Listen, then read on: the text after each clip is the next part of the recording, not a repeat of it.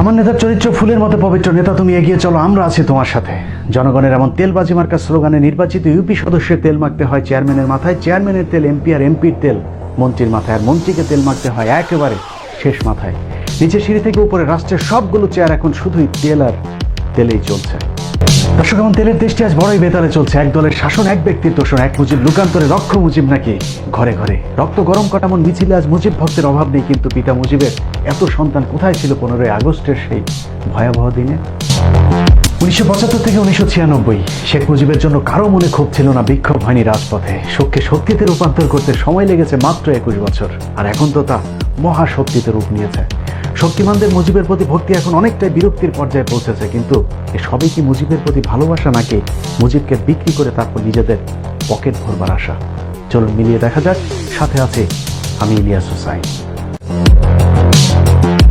1971 সালের আগের বর্ণাঢ্য রাজনৈতিক জীবনের সাথে কোনো মিল ছিল না শেখ মুজিবের 1971 সালের পরের রাজনৈতিক জীবনের। 1972 সালের 10ই জানুয়ারি বঙ্গবন্ধু দেশে ফিরতেই তাকে ভুল পথে পরিচালনা করতে শুরু করেন খন্দকার মুস্তাক ও তাজউদ্দিন আহমেদের চিরশত্রু শেখ মনি সহ তার আশপাশের বেশ কয়েকজন সুযোগ সন্ধানী। তাজউদ্দিন আহমেদের মেয়ে শারমিন আহমেদের লেখা তাজউদ্দিন আহমেদ নেতা ও পিতা বইয়ের 104 নম্বর পৃষ্ঠার তথ্য অনুযায়ী শেখ মুজিব 10 তারিখে দেশে ফিরে যখন ট্রাকে করে রেসকোর্স ময়দানের দিকে যাচ্ছিলেন, ঠিক সেই সময় হঠাৎ মুজিব কাকু আব্বুর কানের কাছে মুখ নামিয়ে বললেন, তাজউদ্দিন, আমি কিন্তু প্রধানমন্ত্রী হব। সংসদীয় গণতন্ত্রে প্রেসিডেন্টের পদ সম্মানের হলেও ক্ষমতার দিক থেকে প্রধানমন্ত্রীর চেয়ারটি অনেক বেশি ক্ষমতাধর। সেই কারণেই হয়তো শেখ মুজিব প্রেসিডেন্টের পদ থেকে সরে প্রধানমন্ত্রী হবার ইচ্ছে পোষণ করেছিলেন। সেই ক্ষমতায় শেখ মুজিবকে দিন দিন সাধারণ মানুষ, সেনাবাহিনী, রাজনীতিবিদ, এমনকি মুক্তিযোদ্ধাদের থেকেও বিচ্ছিন্ন করে তুলেছিল। যে কারণে নিরাপত্তার জন্য ক্ষমতা নেয়ার মাত্র 1 মাসের মাথায় 1972 সালের 8ই ফেব্রুয়ারি শেখ মুজিবকে সেনাবাহিনীর আদলে প্যারামিলিটারি অর্থাৎ রক্ষী বাহিনী গঠন করতে হয়েছিল। যদিও সেই রক্ষী বাহিনী শেষ পর্যন্ত শেখ মুজিবকে রক্ষা করতে পারেনি, কিন্তু এই রক্ষী বাহিনীকে কেন্দ্র করে 71 থেকে 75 দেশের যত অশান্তি বিশৃঙ্খলার সূচনা হয়েছিল, তার নেতৃত্বে এই রক্ষী বাহিনীকে অপ্রতিরোধ্য ক্ষমতা দেওয়ার লক্ষ্যে 1973 সালের 15ই জুলাই সংবিধানের প্রথম সংশোধনী করা হয়। 1972 সালে 16ই ডিসেম্বর গণপ্রজাতন্ত্রী বাংলাদেশ সরকারের প্রথম সংবিধান কার্যকর হবার মাত্র 6 মাসের মাথায় এই সংশোধনী করা হয়েছিল। 1973 সালে সেই সংশোধনী কতটা স্বেচ্ছাচারী ও অগণতান্ত্রিক ছিল তা বোঝার জন্য সংশোধনীটির প্রথম কয়েকটি লাইন পড়লেই চলবে। সংবিধানের 47 অনুচ্ছেদের 2টি দফার সাথে নতুন আরেকটি দফা যুক্ত করা হয়। সেই দফাটি ঠিক এরকম: এই সংবিধানে যাহা বলা হয়েছে তাহা সত্ত্বেও গণহত্যাজনিত অপরাধ, মানবতা বিরোধী অপরাধ বা যুদ্ধাপরাধ এবং আন্তর্জাতিক আইনের অধীন অন্য অপরাধের জন্য কোনো সশস্ত্র বাহিনী বা প্রতিরক্ষা বাহিনী বা সহায়ক বাহিনীর সদস্য কিংবা যুদ্ধাবন্দীকে আটক, ফৌজদারিতে সোপর্দ কিংবা দণ্ডদান করবার বিধান সংবলিত কোনো আইন বা আইনের কোনো বিধান এই সংবিধানের কোনো বিধানের সহিত অসামঞ্জস্য বা তাহার পরিপন্থী এই কারণে বাতিল বা বেআইনি বলিয়া গণ্য হইবে না, কিংবা কখনো বাতিল বা বেআইনি হইয়াছে বলিয়া গণ্য হইবে না। অর্থাৎ কোনো বিশেষ ব্যক্তি বা বিশেষ বাহিনী চাইলে কোনো সাধারণ মানুষ, এমনকি সশস্ত্র বাহিনীর কোনো সদস্যকেও তারা চাইলে আটক করতে পারবে, দণ্ডাদেশ পর্যন্ত দিতে পারবে। আর এইসব আটক কিংবা দণ্ডাদেশ যদি সংবিধানের কোনো ধারার সাথে সাংঘর্ষিক হয়, তাহলেও সেটাকে বেআইনি বলা যাবে না। এই দফার পর 73 সেই সংশোধনীতে 47-এর ক নামে নতুন আরেকটি অনুচ্ছেদ সংযুক্ত করা হয়। সেই অনুচ্ছেদে বলা হয়েছে, অর্থাৎ এর মাধ্যমে যাহার উপর 47 অনুচ্ছেদের 3য় দফা প্রযোজ্য হবে তার জন্য সংবিধানের 31, 35 ও 44 অনুচ্ছেদ অকার্যকর করে দেওয়া হলো। এবার দেখা যাক কি আছে 31, 35 ও 44 অনুচ্ছেদে। সংবিধানের এই 3টি অনুচ্ছেদই জনগণের মৌলিক অধিকারকে সংরক্ষিত করে। তার মানে শেখ মুজিব কিংবা রক্ষী বাহিনী চাইলে জনগণের মৌলিক অধিকার পর্যন্ত খর্ব করতে পারবে।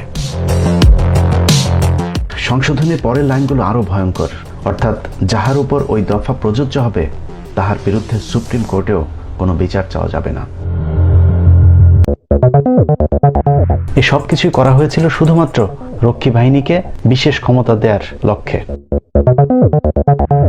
দেশব্যাপী আওয়ামী লীগের দুঃশাসন ও রক্ষী বাহিনীর সন্ত্রাসী কর্মকাণ্ড ঠেকাতে এরই মধ্যে গণতন্ত্রগামী মুক্তিযোদ্ধাদের আরেকটি অংশ 1972 সালের 31শে অক্টোবর জাসদ নামে নতুন রাজনৈতিক দল গঠন করে, যে দলটিকে শেখ মুজিব বিরোধী দল না ভেবে শুরু থেকেই নিজের শত্রু হিসাবে বিবেচনা করতে থাকে।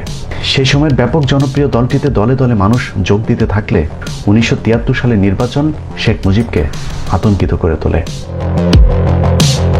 1973 সালে 7 মার্চে সেই নির্বাচনই জাতির সামনে আওয়ামী লীগের নগ্ন চেহারা উন্মোচিত করে।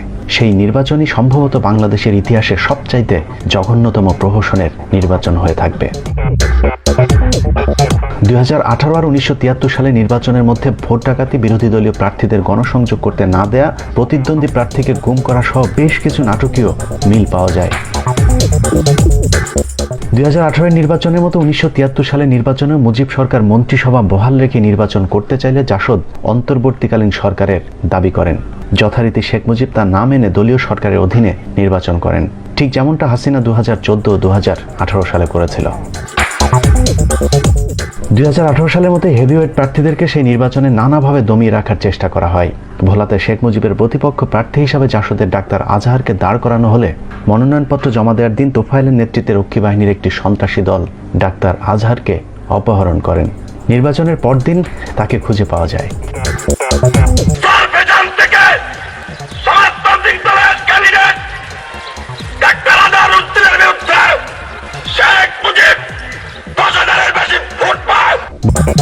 উনিশশো 1973 সালে নির্বাচনের দুদিন পর 9 মার্চ এক সংবাদ সম্মেলনে আসমা আব্দুর রব জানান, বিরোধী দলের প্রার্থীদের পরাজিত হতে বাধ্য করা হয়েছে। এক প্রশ্নের জবাবে আব্দুল জলিল বলেন, তার দলকে পোলিং এজেন্ট দিতে দেওয়া হয়নি, জালভোট দেওয়া হয়েছে, সন্ত্রাস সৃষ্টি করা হয়েছে এবং নির্বাচনের ফলাফল ঘোষণায় কারচুপিও করা হয়েছে।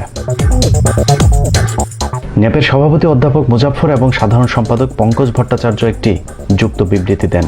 সেখানে তারা বলেন, কমপক্ষে 70টি নির্বাচনী আসনে যেখানে ন্যাপ ও অন্যান্য বিরোধী রাজনৈতিক দলের প্রার্থীদের সুনিশ্চিত বিজয়ের সম্ভাবনা ছিল, সেই আসনসমূহে শাসক দল রাষ্ট্রীয় ক্ষমতার অপব্যবহার, অস্ত্রের ঝনঝনানি, ভয়ভীতি, সন্ত্রাস প্রয়োগ, গুন্ডা বাহিনী ব্যবহার, ভুয়া ভোট, পোলিং বুথ দখল, পোলিং এজেন্ট অপহরণ, বিদেশি সাহায্য সংস্থা, জাতিসংঘ সরকারি গাড়ি এবং রেডক্রসের গাড়ির অপব্যবহার প্রভৃতি চরম অগণতান্ত্রিক কার্যকলাপের মাধ্যমে উক্ত নির্বাচনী কেন্দ্রসমূহে নির্বাচনকে প্রহসনে পরিণত করেছে। শেখ মুজিবের সিনিয়র রাজনৈতিক সহকর্মী প্রবীণ রাজনীতিবিদ আবুল মনসুর আহমেদ লিখেছেন, রেডিও টেলিভিশনে অপোজিশন নেতাদের বক্তৃতা দূরের কথা, যানবাহনের অভাবে তারা ঠিকমতো প্রচার চালাইতেও পারিলেন না। পক্ষান্তরে প্রধানমন্ত্রী শেখ মুজিব হেলিকপ্টারে দেশময় ঘূর্ণিঝড় ট্যুর করিতে লাগিলেন। নির্বাচনে আওয়ামী লীগ জোর করে 292 আসন নিয়ে সংখ্যাগরিষ্ঠতা পেলেও শেখ মুজিব বুঝতে পেরেছিলেন তার জনপ্রিয়তা তলানিতে ঠেকেছে, যে কারণে 1973 নির্বাচনের পর জাসদকে আর মাঠে দাঁড়াতেই দেওয়া হয়নি। অনেক মুক্তিযোদ্ধার মতে কয়েক হাজার জাসদের নেতাকর্মীকে গুম খুন করেছিল সেই সময়ের তৎকালীন আওয়ামী লীগ সরকার।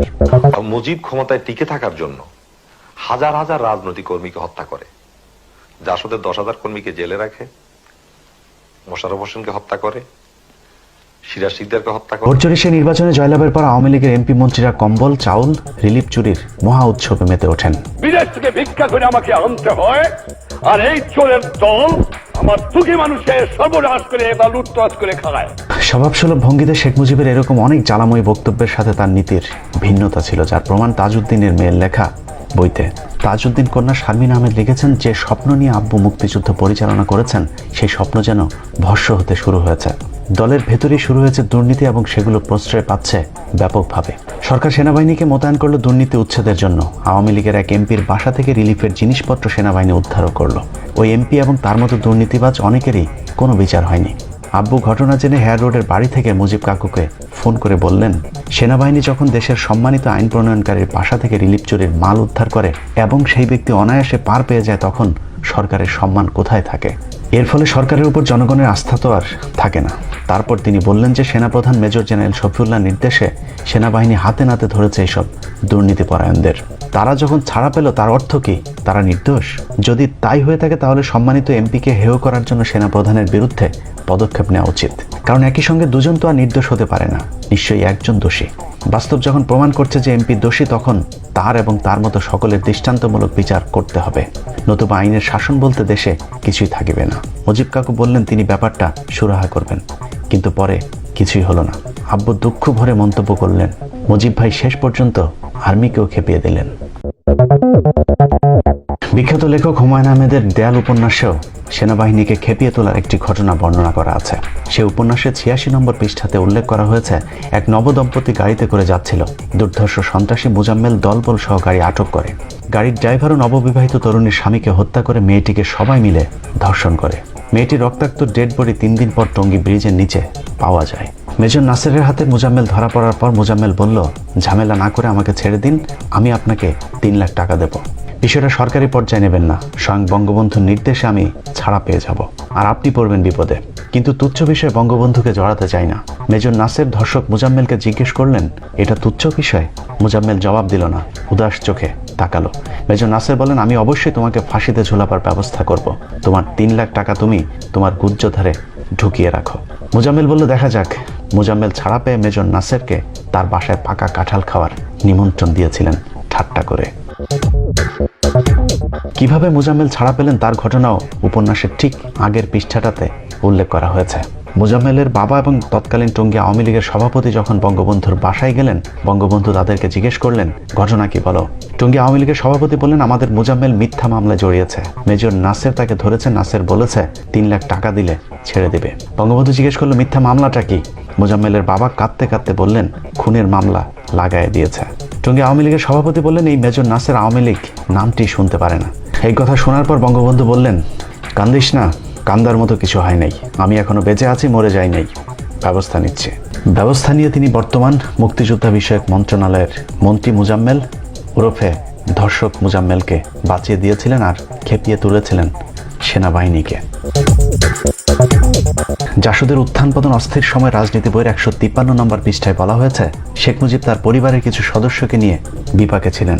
বিশেষ করে শেখ ফজলুল হক মনি এবং শেখ কামালের কিছু কিছু কাজের ফলে তারা শুধু নিজেরাই বিতর্কিত হননি, এর দায় শেখ মুজিবকেও নিতে হয়েছে।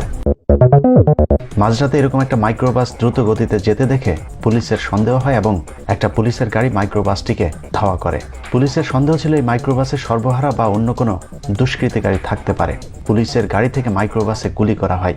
কামাল গুলিতে গুরুতর আহত হয়। পুলিশ কামালকে শনাক্ত করে ঢাকা মেডিকেলে নিয়ে যায়। বেলা 11টায় পুলিশের মহাপরিদর্শক আব্দুর রহিম এনএসআইয়ের প্রধান মেজবাউদ্দিনকে নিয়ে শেখ মুজিবের বাসায় যান এবং ঘটনার জন্য পুলিশের পক্ষ থেকে দুঃখ প্রকাশ করে ক্ষমা চান। শেখ মুজিব রহিমকে বলেন, এতে দুঃখ প্রকাশ করার কি আছে? সে যদি মারাও যেত তাহলেও আমার দুঃখ হতো না। কে তাকে মাঝরাতে দুষ্কৃতী ধরতে যেতে বলেছে? আমি তো তাকে হাসপাতালে দেখতেও যাইনি। অবশ্য আব্দুর রহিমের ডায়েরি থেকে এসে করিম এই ঘটনাটি তার গ্রন্থে উল্লেখ করেছেন। সেখানে বলা হয়েছে, শেখ মুজিব 2 দিন পর শেখ কামালকে হাসপাতালে দেখতেও গিয়েছিল। ওই সময় একটা প্রচার ছিল যে কামাল বাংলাদেশ ব্যাংক লুট করতে যাচ্ছিলেন। অনেকে এই প্রচারণা বিশ্বাসও করেছিলেন। তাজউদ্দিন আহমেদের মেয়ে শারমিন আহমেদ তার বইতে লিখেছেন, যেদিন তার বাবাকে শেখ মুজিব জোর করে মন্ত্রিসভা থেকে পদত্যাগ করতে বাধ্য করেন, সেদিন গোয়েন্দারা নজরদারি করছিল। আব্বু দুঃখ করে বলতেন, পাকিস্তান আমলেও যেমন গোয়েন্দা লেগে থাকতো, স্বাধীন দেশেও একই অবস্থা। আব্বু নীতি থেকে সরে যাননি, মুজিব কাকু সরে গিয়েছিলেন। পদত্যাগেই শেষ হয়নি, সচিবকে নির্দেশ দিয়েছিলেন তাজের সাথে কারা কারা কি কথা বলে সেসব খোঁজ রাখতে। শারমিন আহমেদ তার বইতে আরও লিখেছেন, তার পিতাকে চিকিৎসার জন্য শেখ মুজিব দেশের বাইরেও যেতে দেয়নি। এছাড়া তেলবাজদের দ্বারা শেখ মুজিব এতটাই তৈলাক্ত ছিলেন যে মুক্তিযুদ্ধের সর্বাধিনায়ক জেনারেল ওসমানী, বেগম নূরজাহান মোর্শেদ, ব্যারিস্টার আমিরুল শামসুল হক, শেখ আব্দুল আজিজদের মতো সৎ নেতাদের মন্ত্রিসভা থেকে বহিষ্কার করেন। এখানেই শেষ নয়, মুজিব সরকারের এসব বাড়াবাড়ি সমালোচনা করায় শেখ মুজিবের একসময় রাজনৈতিক গুরু মাওলানা আব্দুল হামিদ খান ভাসানীকে পর্যন্ত গৃহবন্দী করা হয়েছিল। এভাবে সময় যতই 75-এর 15 আগস্টের দিকে যাচ্ছিল, ততই অপ্রতিরোধ্য হয়ে উঠছিলেন শেখ মুজিব ও তার অনুসারীরা। সেই সাথে অস্থিতিশীল হয়ে উঠছিল দেশের রাজনৈতিক পরিবেশ। 74-এর 4 ফেব্রুয়ারি ও 25 ফেব্রুয়ারি পরপর 2টি হামলা করা হয় বিখ্যাত মুক্তিযোদ্ধা মেজর জলিলের উপর। 74-এর 3রা এপ্রিল ঢাকা বিশ্ববিদ্যালয়ের মহাসিন হলে টেলিভিশন কক্ষের সামনের করিডোরে 7 জনকে হাত পা বেঁধে ক্রাশ ফায়ার করে হত্যা করে মুজিববাদী ছাত্রলীগ নেতা শফিউল আলম প্রধান। দুঃশাসনের বিরুদ্ধে দেশের বিভিন্ন নাগরিকেরা এক হয়ে বাইতুল মোকাররমের সামনে শেখ মুজিবকে 99টি বিশেষ গালি দেন।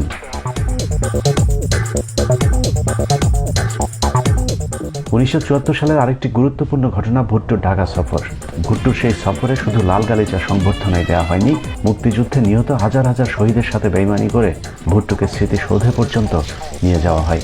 অনেকেই বলে থাকেন, ভুট্টো সেই সফরের পরই ভারতের আশীর্বাদের হাতটিও উঠে যায় শেখ মুজিবের উপর থেকে।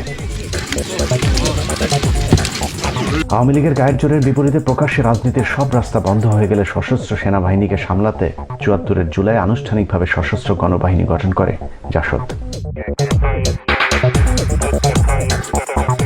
চারিদিকে লুটপাট আর দুর্নীতির কারণে 1974 সালে দেশ জুড়ে দুর্ভিক্ষ দেখা দেয়।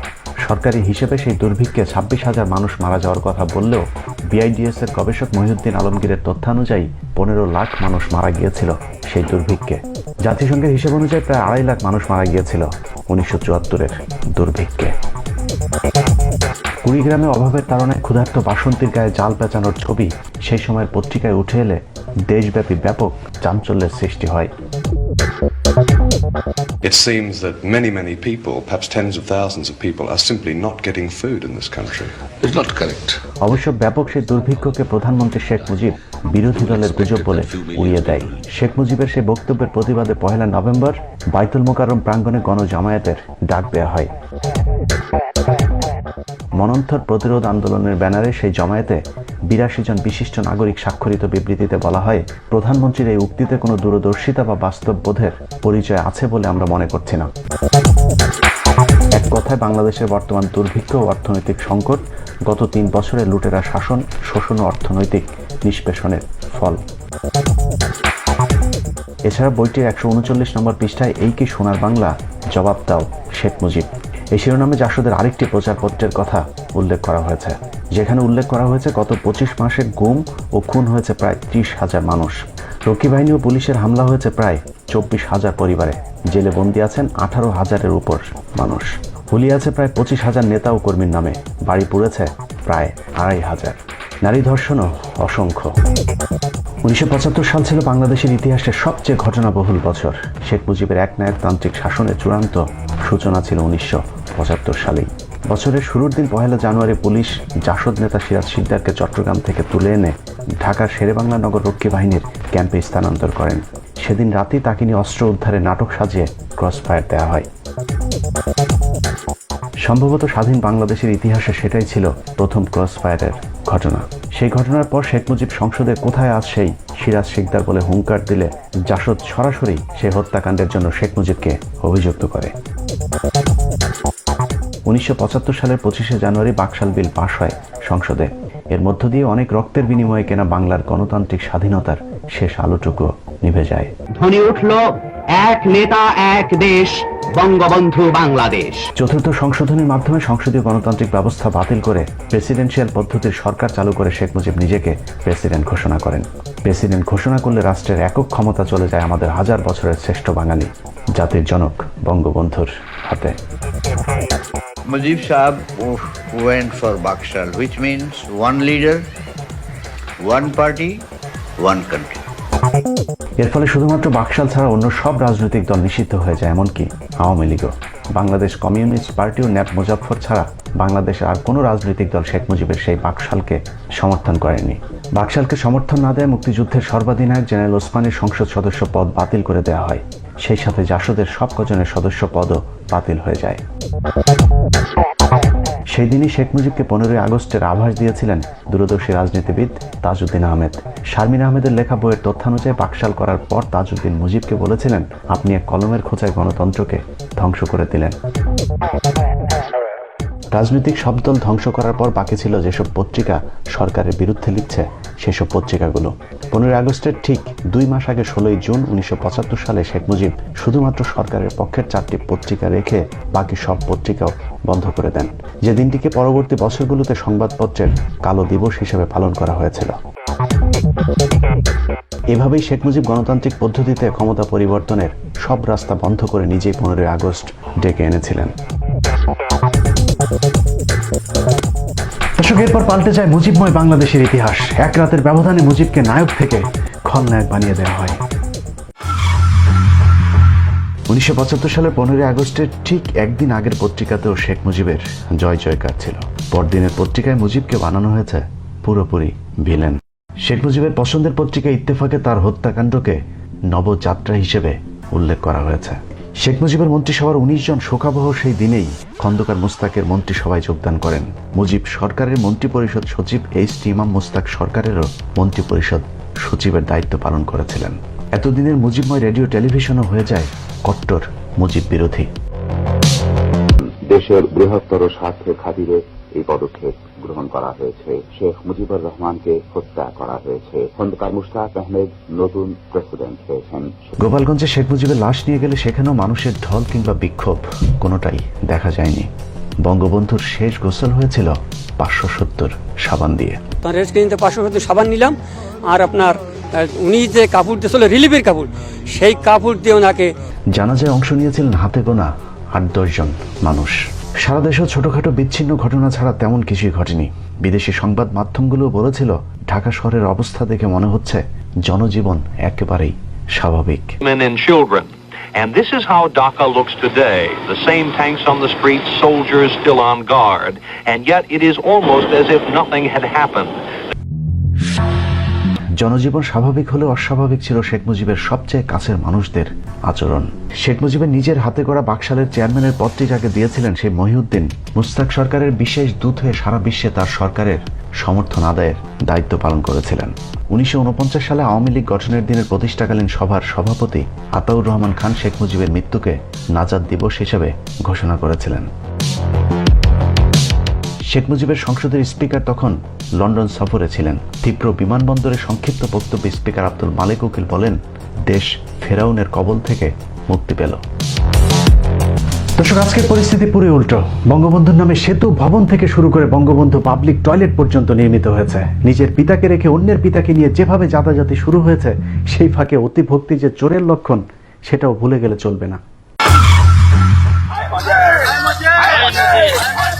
এরকম আগলা পীড়িতের মুজিব পাগলের সংখ্যা নেহায়েতই কম নয়। নিজের বাবা মা, ভাই বোন, আত্মীয় স্বজনের খবর নেই, অথচ শেখ মুজিব, শেখ হাসিনা ও যুবলীগের প্রতিষ্ঠাতা শেখ মনির নামে গরু কুরবানি দিয়েছেন যুবলীগের এক কেন্দ্রীয় নেতা। এই মাতলামোনাকে তিনি গত 1 যুগ ধরে করছেন। 111-এ শেখ হাসিনার নামে মানত করা গরু গত 11 বছর ধরে কোরবানি দিচ্ছেন আরেক মাতাল।